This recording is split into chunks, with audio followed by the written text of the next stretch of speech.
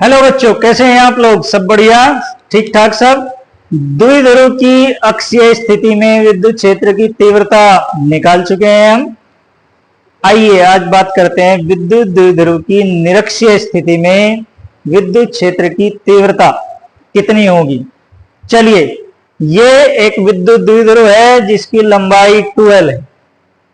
इसकी निरक्षीय स्थिति में विद्युत क्षेत्र की तीव्रता ज्ञात करने के लिए कोई निरक्षीय बिंदु ढूंढ लेंगे।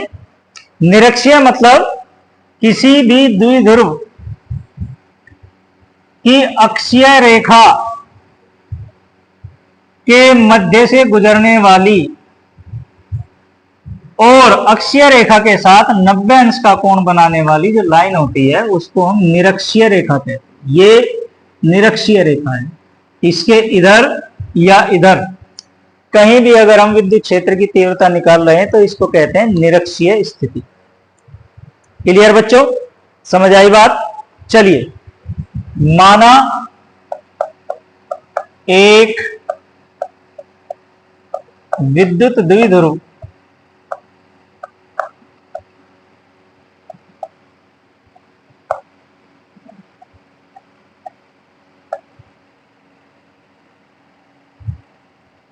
की निरक्षीय स्थिति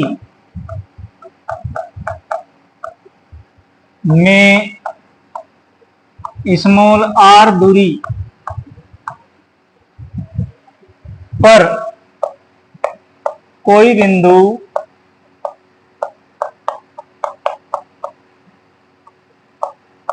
P है जिस पर द्विध्रुव के कारण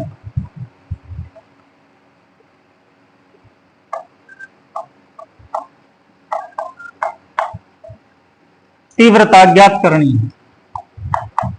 तीव्रता ज्ञात करनी।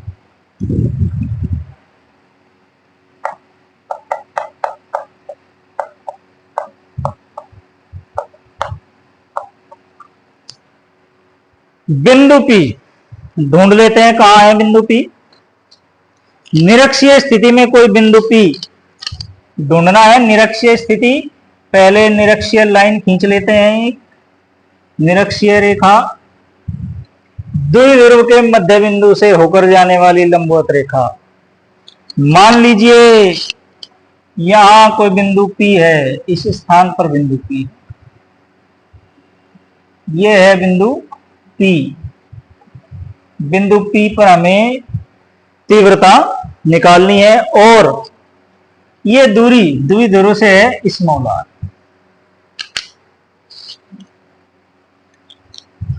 प्लस Q आवेश के कारण P पर तीव्रता। प्लस Q आवेश का विद्युत क्षेत्र उससे बाहर की ओर, इधर बाहर की ओर होता है, तो ऐसे होगा। जाहिर सी बात है, इस लाइन को यहां से मिलाएं तो विद्युत क्षेत्र की दिशा ऐसे, इस तरफ विद्युत क्षेत्र की दिशा इस तरफ है। क्लियर बच्चों? मान लिया E1 है ये तीव्रता, लेकिन माइनस Q आवेश का विद्युत क्षेत्र उसी आवेश की तरफ होता है, तो इसके कारण तीव्रता माइनस Q आवेश की तरफ होगी। इसको हम मान लेते हैं ये E2 है। P पर प्लस Q आवेश के कारण तीव्रता E1 और माइनस Q आवेश के कारण E2। दोनों की दिशाएं अलग अलग हैं, तो इनका परिणामी कहीं इनके बीच में होगा। इनके बीच में इस प्रकार से होगा। इसे कैपिटल E हम मान लेते हैं। ये कोण थीटा अगर है तो ये कोण भी थीटा होगा। और चूंकि ये लाइन हमने बिल्कुल बीच में ड्रॉ की है, परिणामी विद्युत क्षेत्र की तीव्रता वाली, तो बिल्कुल आधे में है, तो जाहिर सी बात है ये कोण भी थीटा ही होगा। अब थीटा थीटा हो गए 2 थीटा। इसका मतलब ये है, हम ये कह सकते हैं कि E1 और E2 एक दूसरे से 2 थीटा कोण पर है, एक दूसरे से 2 थीटा कोण पर है। E1 और E2 एक दूसरे से 2 थीटा कोण पर है। चलिए, तब चित्रानुसार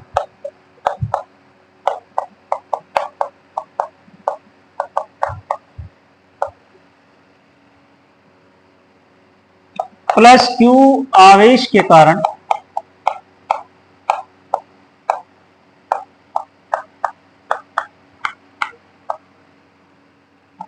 P पर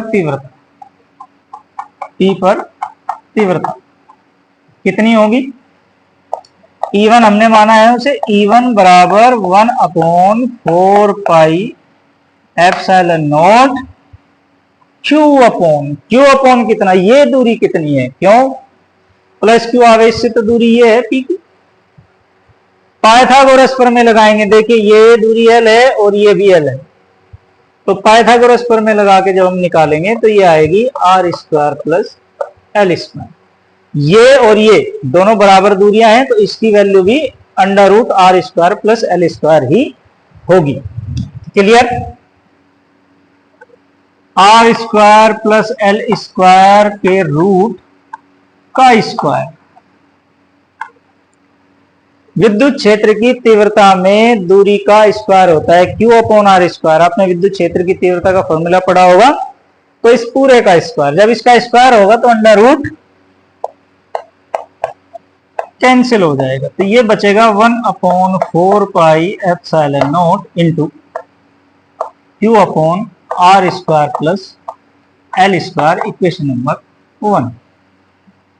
माइनस क्यू आवेश के कारण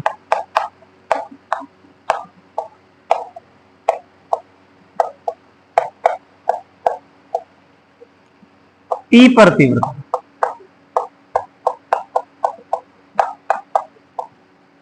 E2 हमने इसे माना है 1/4πε0 into Q upon r² plus L²। जाहिर सी बात है दोनों की वैल्यू बराबर है, दोनों की वैल्यू बराबर है। अब वापस अपने फिगर पर आए, E1 और E2 कितने कोण पर हैं? 2 थीटा कोण पर।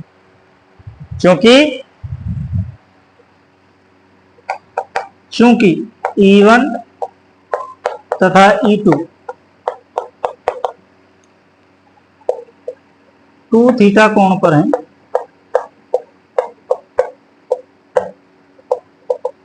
अतः इनका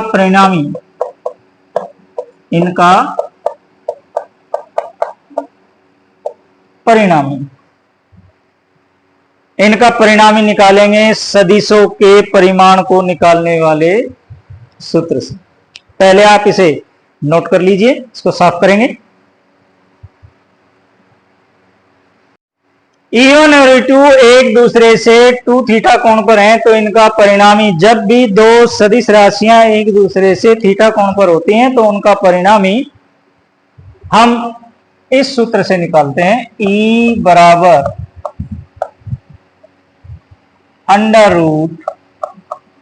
√E1² plus E2² plus 2E1 E2 cos 2 theta. 2 theta इसलिए कि यहां दोनों वेक्टर्स के बीच का एंगल 2 थीटा, नहीं तो सूत्र में थीटा होता है। कोई भी दो सदिश हो, पढ़ा होगा आपने ऐसे कि A और B का परिणामी अगर R है तो A² plus B² plus 2AB cos theta under root. Clear बच्चों? अब इक्वेशन 1 और 2, समीकरण 1 और 2 ये बताती हैं कि E1 और E2 एक दूसरे के बराबर हैं। सिंस E1 बराबर E2। तो फिर हम इसको लिख सकते हैं under root E1 square plus इसे भी E1 square plus 2E1 E1 cos 2 theta, और ऐसे लिखा जा सकता है E1 2E1 square plus 2E1 square cos 2 theta.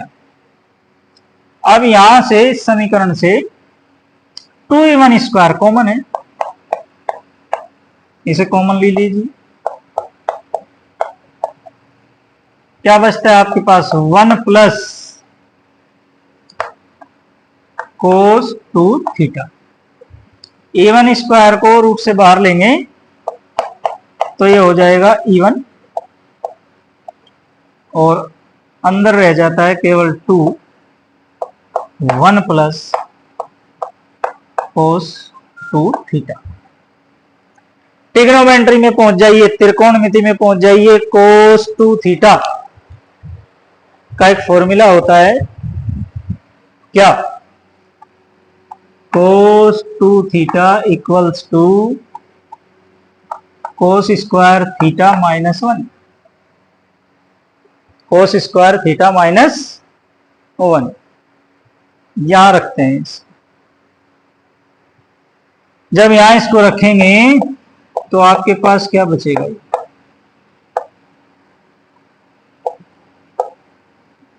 1 plus, और इसके लिए cos स्क्वायर थीटा माइनस 1, ये इससे कैंसिल, और आपके पास बचता है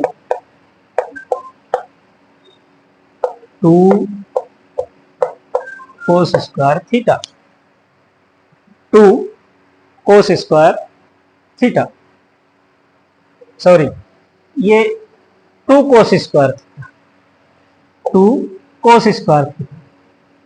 तो ये आपके पास बच जाता है 4 cos स्क्वायर थीटा।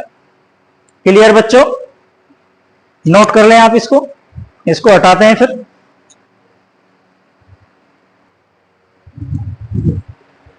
इसके बाद इसका वर्गमूल लेंगे। E बराबर आपके पास बचा E1 into 2 cos theta, 2 cos theta. E1 की वैल्यू रख देंगे, E1 की वैल्यू रख देते हैं। E1 की value 1/4 pi epsilon not into Q upon R square plus L square, और यहां बचता है 2 cos थीटा। cos थीटा की वैल्यू निकालेंगे। इस चित्र से cos थीटा की वैल्यू हम निकाल लेते हैं। cos थीटा बराबर होता है आधार बटे कर्ण, आधार बटे कर्ण। आधार है L और कर्ण है ये under root R square plus L square. तो cos theta equals to L upon under root R square plus L square. तो यहां ये हो जाएगा E बराबर 1/4 pi epsilon naught Q upon R square plus L square into 2 L upon under root R square plus L square. आधी घात ये रही और एक पूरी घात ये रही, घात हो गई R square plus L square की घात 3/2। 12 और Q, सिंस 12 और Q हो जाता है क्या? वैद्युत द्विध्रुव आघूर्ण, वैद्युत द्विध्रुव आघूर्ण P। सो हम इसे लिख सकते हैं 1/4πε0 into P upon R square plus L square की घात 3/2। क्लियर बच्चों? आधी घात R square plus L square की ये रही और एक ये रही। अंडर रूट का मतलब होता है आधी घात। एप्रोक्सीमेशन लगाते हैं। देखिए, चूंकि L छोटा है R से, हमने आपको बताया था कि 2L दूरी, द्विध्रुव के बीच की दूरी 2L बहुत सूक्ष्म दूरी होती है, एंगस्ट्रॉम में होती है, और उसकी भी आधी L, तो बहुत छोटी दूरी हो गई। तो इसका मतलब R से छोटी है L, तब L स्क्वायर और भी ज्यादा छोटी होगी R स्क्वायर से। अतः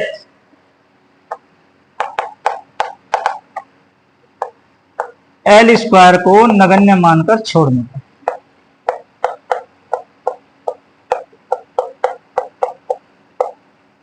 L स्क्वायर को नगण्य मानकर छोड़ने का। छोड़ दिया, क्या बचा आपके पास? E बराबर 1/4πε0 into P upon L square को तो छोड़ दिया, R स्क्वायर की घात 3/2। इस स्क्वायर से ये by 2 cancel, 1/4 into P upon R cube. ये बिंदु P पर परिणामी तीव्रता, द्विध्रुव के कारण बिंदु P पर परिणामी तीव्रता का सूत्र। क्लियर बच्चों? समझ आ गया? नोट कर लें इसको, और मिलते हैं अगली वीडियो में विद्युत द्विध्रुव पर लगने वाले बल आघूर्ण के सूत्र को लेकर। चलिए, तब तक के लिए गुड बाय।